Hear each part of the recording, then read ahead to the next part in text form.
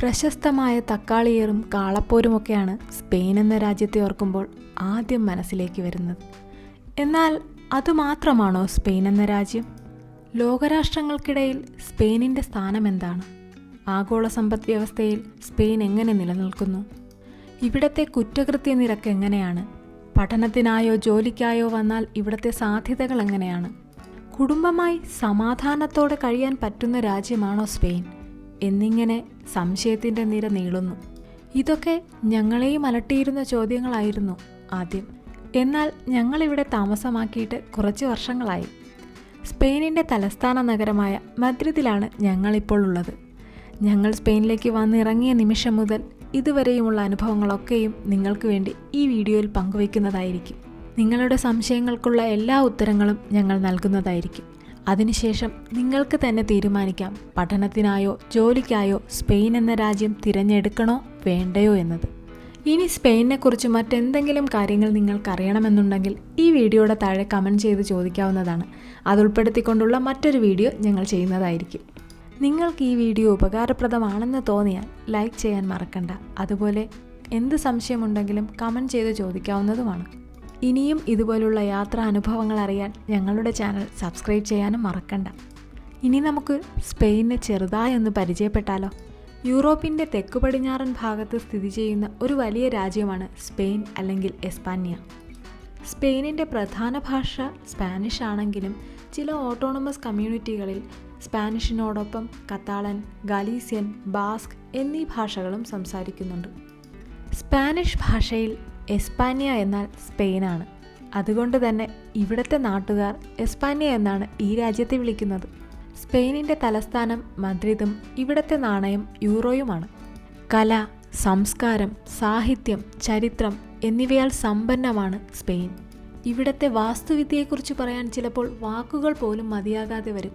അത്ര മനോഹരമാണ് ഓരോ നിർമ്മിതിയും. സ്പെയിനിൻ്റെ മിക്ക ഭാഗങ്ങളിലും ഒരുപാട് പാർക്കുകൾ കാണാം, മനോഹരമായ പാർക്കുകൾ. അവയൊക്കെ നമുക്ക് സൗജന്യമായി കയറാൻ സാധിക്കും. അതുപോലെ തന്നെ മിക്ക പാർക്കുകളിലും നമുക്ക് പല പല സ്മാരകങ്ങൾ കാണാം. ഇവയ്ക്കു പിന്നിൽ മഹത്തരമായ ചരിത്രമുണ്ട്. അടുത്തതായി എടുത്തു പറയേണ്ടത് സ്പെയിനിൻ്റെ ഭൂപ്രകൃതിയെക്കുറിച്ചാണ്. ഇവിടെ മഞ്ഞുമലകളുണ്ട്, തരിശുഭൂമികളുണ്ട്, അതുപോലെ തന്നെ ബീച്ചുകളുണ്ട്. അങ്ങനെ എല്ലാത്തരം ഭൂപ്രകൃതികളും ഒത്തിണങ്ങി കിടക്കുന്ന ഒരു വലിയ രാജ്യമാണ് സ്പെയിൻ. അതുകൊണ്ട് തന്നെ ഇവിടേക്കെത്തുന്ന ടൂറിസ്റ്റുകൾ അധികമാണ്. വിനോദസഞ്ചാരം, നിർമ്മാണം, പുനരുപയോഗ ഊർജം എന്നീ പ്രധാന മേഖലകളാണ് സ്പെയിനിൻ്റെ സമ്പദ് വ്യവസ്ഥയെ താങ്ങി നിർത്തുന്ന സ്രോതസ്സുകൾ. ലോകം മുഴുവൻ പ്രശസ്തമാണ് സ്പെയിനിലെ ഭക്ഷണങ്ങൾ. വളരെ വ്യത്യസ്തവും രുചികരവുമായ ഭക്ഷണമാണ് ഇവിടെ ലഭിക്കുന്നത്. ഉദാഹരണത്തിന് തോർത്തിയ, പയയ, ചുറോസ് അങ്ങനെ ഒത്തിരി ആഹാര സാധനങ്ങൾ ഇവിടെ ലഭിക്കും. അതുമാത്രമല്ല മറ്റു രാജ്യങ്ങളിലെ ആഹാരവും ഇവിടെ ലഭിക്കും. ഞങ്ങൾ താമസിക്കുന്ന അപ്പാർട്ട്മെൻറ്റിന് തൊട്ട് താഴെ തന്നെയായി ഒരു ചൈനീസ് റെസ്റ്റോറൻ്റ് ഉണ്ട്, ഒരു ഇന്ത്യൻ റെസ്റ്റോറൻ്റ് ഉണ്ട്, കുറച്ച് മാറി ജാപ്പനീസ് ഉണ്ട്. അങ്ങനെ എല്ലാ സ്ഥലത്തു നിന്നുള്ള റെസ്റ്റോറൻറ്റ്സും ഇവിടെയുണ്ട്. സ്പെയിനിലെ ഒരു പ്രധാന ഭക്ഷണമാണ് പയയ. ഇത് കാണാൻ നമ്മുടെ ബിരിയാണി പോലെ ഇരിക്കും, പക്ഷെ രുചിയിൽ അങ്ങനെയല്ല. ഇത് തികച്ചും സ്വാദിഷ്ടമാണ്. ഇതുണ്ടാക്കുന്നത് അരിയും കൊഞ്ചും കണവിയുമൊക്കെ കൊണ്ടാണ്. കാലാവസ്ഥയെക്കുറിച്ച് പറയുകയാണെങ്കിൽ മറ്റു യൂറോപ്യൻ രാജ്യങ്ങളെ വെച്ച് നോക്കുമ്പോൾ ശീതകാലത്തിൽ അതികഠിനമായ ശൈത്യം ഇവിടെ അനുഭവപ്പെടാറില്ല. എന്നാൽ നാടുമായി നോക്കുമ്പോൾ ഇവിടെ തണുപ്പ് കൂടുതലാണ്. അപ്പോൾ താപനില മൈനസിലേക്ക് പോകാറുണ്ട്. എന്നാൽ രാജ്യത്തിൻ്റെ പല ഭാഗങ്ങളിലും ഈ താപനിലയിൽ വേർതിരിവുകളുണ്ട്. ഒരു ഉദാഹരണം പറഞ്ഞാൽ ഇത് ഞങ്ങൾ എപ്പോഴും പോകാറുള്ള ഒരു സ്ഥലമാണ്. മദ്രിദിൽ നിന്ന് 1 മണിക്കൂർ യാത്രയാണ് ഇവിടേക്കുള്ളത്. ശീതകാലത്തിൽ ഇവിടെ വളരെ കുറവ് താപനിലയാണ്. മിക്കപ്പോഴും അത് മൈനസിലേക്ക് പോകാറുണ്ട്. ഇനി സ്പെയിനിൻ്റെ തെക്ക് ഭാഗത്തേക്ക് പോവുകയാണെങ്കിൽ ശീതകാലത്തിൽ അവിടെ ഏറ്റവും കുറഞ്ഞ താപനില 10 ഡിഗ്രിയും കൂടിയ താപനില 20 ഡിഗ്രിയുമൊക്കെയാണ്. സ്പെയിനിൽ പ്രധാനമായും 4 ഋതുക്കളാണുള്ളത്: വേനൽക്കാലം, വസന്തം, ശരത്കാലം, ശിശിരം. ഓരോ ഋതുക്കളും ഓരോ കാഴ്ചകളാണ് നൽകുന്നത്. ആ കാഴ്ചകളൊക്കെയും അതിമനോഹരവും. ഞങ്ങൾ ഇവിടെ എത്തിയത് ഒരു ഓഗസ്റ്റ് മാസത്തിലാണ്, ശരത്കാലത്തിൻ്റെ തുടക്കത്തിൽ. അതുകൊണ്ട് തന്നെ മേപ്പിൾ മരങ്ങളുടെ ഇലകളെല്ലാം ചുവപ്പും മഞ്ഞയും നിറത്തിലായിരുന്നു. ഇവിടെ നിറയെ മേപ്പിൾ മരങ്ങളാണ്. ശരത്കാലത്തിൽ ഇവയുടെ ഇലകൾ നിറം മാറും. ശിശിരത്തിൽ അവ മൊത്തവും കൊഴിഞ്ഞു പോകും. പിന്നെ അടുത്ത വസന്തം വരെ മരങ്ങൾ മാത്രം, ഇലകളില്ലാതെ. സ്പെയിനിൽ വസന്തം അതിമനോഹരമായിട്ടുള്ള സമയമാണ്. തറയിൽ പതിഞ്ഞു നിൽക്കുന്ന പുൽച്ചെടികൾ മുതൽ മാമരങ്ങൾ വരെ പൂക്കൾ കൊണ്ട് നിറയും. മാർച്ച് പകുതി മുതൽ ജൂൺ പകുതി വരെയാണ് സ്പെയിനിലെ വസന്തകാലം. വസന്തത്തിൽ ഈ പൂക്കൾ വളരെ മനോഹരമായ കാഴ്ചകളാണ് എല്ലാവർക്കും നൽകുന്നത്. ഇതേതാണെന്നല്ലേ? ജപ്പാനിലെ ചെറിപ്പൂക്കളെക്കുറിച്ച് കേട്ടിട്ടില്ലേ? അതിൻ്റെ കുടുംബത്തിൽ വരുന്ന ഒരു വെറൈറ്റിയാണിത്. ഇവയിൽ ആദ്യം പൂക്കൾ വന്ന് നിറയും, അതിനുശേഷമാണ് ഇലകൾ വരുന്നത്. ഇനി പറയേണ്ടത് ഇവിടുത്തെ ആൾക്കാരെക്കുറിച്ചാണ്. എല്ലാവരെയും ഒരുപോലെ സ്വീകരിക്കാനും സഹായിക്കാനും മനസ്സുള്ള ഒരു ജനതയാണ് ഇവിടെയുള്ളത്. ഞങ്ങളിവിടെ വന്ന സമയത്ത് ഭാഷ അറിയാത്തതിനാൽ കുറച്ചൊന്ന് പകച്ചു പോയിട്ടുണ്ട്. പക്ഷേ അതൊന്നും ഒരു ബുദ്ധിമുട്ടായി ഞങ്ങൾക്ക് തോന്നാത്തത് ഇവിടെയുള്ള മനുഷ്യരുടെ നല്ല മനസ്സുകൊണ്ട് തന്നെയാണ്. നമ്മൾ എവിടെയെങ്കിലും ഒരു ചെറിയ പ്രശ്നത്താൽ ഒന്ന് പിന്മാറി നിൽക്കുകയാണെങ്കിൽ ഇവിടെയുള്ള ആൾക്കാർ ഇങ്ങോട്ട് വന്ന് അവർക്കറിയാവുന്ന രീതിയിൽ നമ്മളെ സഹായിക്കാൻ അങ്ങേയറ്റം ശ്രമിക്കും. ഗവൺമെൻറ് സ്ഥാപനങ്ങളിലും പോലീസ് സ്റ്റേഷനിലുമൊക്കെ എത്തുന്ന ഓരോ ആൾക്കാരുടെയും പ്രശ്നങ്ങൾ അത്രത്തോളം ആത്മാർത്ഥതയോടെയാണ് അവിടെയുള്ള ഉദ്യോഗസ്ഥർ പരിഗണിക്കുന്നത്. ഞങ്ങളിവിടേക്ക് വരുന്ന സമയം ഉണ്ടായ ഒരു ചെറിയ ആശങ്കയായിരുന്നു റേസിസം ഇവിടെ ഉണ്ടോ ഇല്ലയോ എന്നത്. എന്നാൽ ഇവിടെയുള്ള മനുഷ്യർ എല്ലാവരെയും തുല്യരായി കാണുകയും സ്വാഗതം ചെയ്യുകയും അവരെ സഹായിക്കുകയും ചെയ്യുന്നു. ഈ ജനതയെ എത്ര പ്രശംസിച്ചാലും അത് കുറഞ്ഞു പോകും. സ്പെയിനിലെ പ്രധാന ഭാഷ സ്പാനിഷാണ്. ഇവിടെ ഇംഗ്ലീഷ് സംസാരിക്കുന്ന ആൾക്കാർ വളരെ വളരെ ചുരുക്കമാണ്.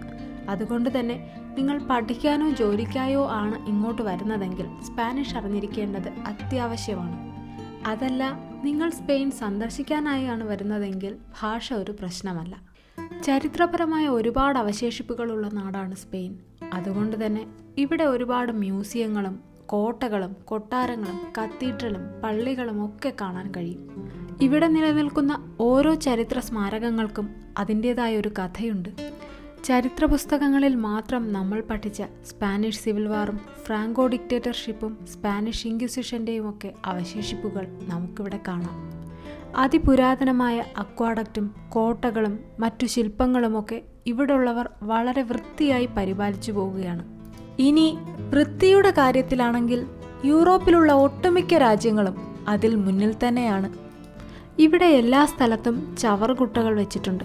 അതിലാണ് ആൾക്കാർ എല്ലാ ചപ്പുചവറും ഇടാറുള്ളത്. എടുത്തു പറയേണ്ട കാര്യം, ഇവിടെ ആരും തന്നെ പൊതുനിരത്തിൽ ചപ്പുചവറുകൾ വലിച്ചെറിയാറില്ല എന്നതാണ്. ഇവിടെ ഏത് സ്ഥലമാണെങ്കിലും അതിപ്പോൾ ബീച്ചായിക്കോട്ടെ, പാർക്കായിക്കോട്ടെ, പർവ്വത പ്രദേശമായിക്കോട്ടെ, നഗരമായിക്കോട്ടെ, ആൾക്കാർ ആ സ്ഥലങ്ങളെല്ലാം അത്ര മനോഹരമായിട്ടാണ് സൂക്ഷിക്കുന്നത്. ഇവിടെ കളർ കോഡുകളുണ്ട്. മാലിന്യങ്ങളുടെ സ്വഭാവം അനുസരിച്ച് അതത് വേസ്റ്റ് ബാസ്ക്കറ്റിലായിരിക്കണം മാലിന്യങ്ങൾ നിക്ഷേപിക്കേണ്ടത്. ടൂറിസ്റ്റി ആയിട്ടുള്ള സ്ഥലങ്ങളിൽ കുറച്ച് വൃത്തിക്കുറവുണ്ട്. എന്നാൽ അതൊക്കെ അപ്പോൾ തന്നെ വൃത്തിയാക്കും. അതിനുവേണ്ടി പ്രത്യേകം നിയമിച്ചിട്ടുള്ള ഉദ്യോഗസ്ഥർ അവിടെയുണ്ട്. ഇനി ആരോഗ്യ മേഖലയെക്കുറിച്ച് പറയുകയാണെങ്കിൽ ലോകത്തിലെ തന്നെ ഏറ്റവും മുൻപന്തിയിൽ നിൽക്കുന്ന ഒരു രാജ്യമാണ് സ്പെയിൻ. മുൻനിര സാങ്കേതിക വിദ്യകളെല്ലാം ഇവിടെ എല്ലാ ആശുപത്രികളിലും ലഭ്യമാണ്. ഇവിടെ പ്രൈവറ്റ് ആശുപത്രികളും പബ്ലിക് ആശുപത്രികളുമുണ്ട്. നമ്മുടെ നാട്ടിലെ പ്രൈവറ്റ് ആശുപത്രികളെ പോലെയാണ് ഇവിടുത്തെ പബ്ലിക് ആശുപത്രികൾ. പബ്ലിക് ആശുപത്രികളിൽ ഞങ്ങൾ നേരിട്ടൊരു പ്രശ്നം ഭാഷ അറിയില്ല എന്നതായിരുന്നു. എന്നാൽ ഇവിടുത്തെ സ്വകാര്യ ആശുപത്രികളിൽ ഇംഗ്ലീഷ് അറിയാവുന്ന കുറച്ചു പേരുണ്ടാകും. ആശുപത്രി ഏതായാലും അവിടെ എത്തുന്ന രോഗികളോട് അവിടെയുള്ള നഴ്സുമാരും ഡോക്ടേഴ്സും മറ്റ് സ്റ്റാഫുകളുമെല്ലാം വളരെ പരിഗണനയോടെയാണ് സംസാരിക്കുന്നത്. സ്പെയിനിലെ നാഷണൽസിനും റെസിഡൻസിനും ഇവിടുത്തെ ഗവൺമെൻറ് ഒരു ഹെൽത്ത് കാർഡ് ഇഷ്യൂ ചെയ്തിട്ടുണ്ട്. അതുപയോഗിച്ച് ഗവൺമെൻറ് ഹോസ്പിറ്റലുകളിലെ ചികിത്സ പൂർണ്ണമായും സൗജന്യമായി നമുക്ക് ലഭിക്കും. എല്ലാത്തരം ടെസ്റ്റുകളും ട്രീറ്റ്മെൻറ്റുകളും ഇതുപയോഗിച്ച് സൗജന്യമായി ചെയ്യാവുന്നതാണ്. ഇനി നമുക്ക് സ്വകാര്യ ഇൻഷുറൻസും വേണമെങ്കിൽ എടുക്കാം. അതുപയോഗിച്ച് പ്രൈവറ്റ് ഹോസ്പിറ്റലുകളിലെ ചികിത്സ പൂർണ്ണമായും സൗജന്യമായി ലഭിക്കും. ഇത്ര മാത്രമാണോ സ്പെയിനെക്കുറിച്ചുള്ള കാര്യങ്ങൾ? അല്ല അല്ലേ? ഇവിടുത്തെ ജോലി സാധ്യതകൾ, ഗതാഗതം, വിദ്യാഭ്യാസം, കുറ്റകൃത്യ നിരക്ക് എന്നിവയെക്കുറിച്ചുള്ള ഡീറ്റെയിൽഡ് ആയിട്ടുള്ള വീഡിയോ ഉടൻ തന്നെ പ്രസിദ്ധീകരിക്കുന്നതായിരിക്കും.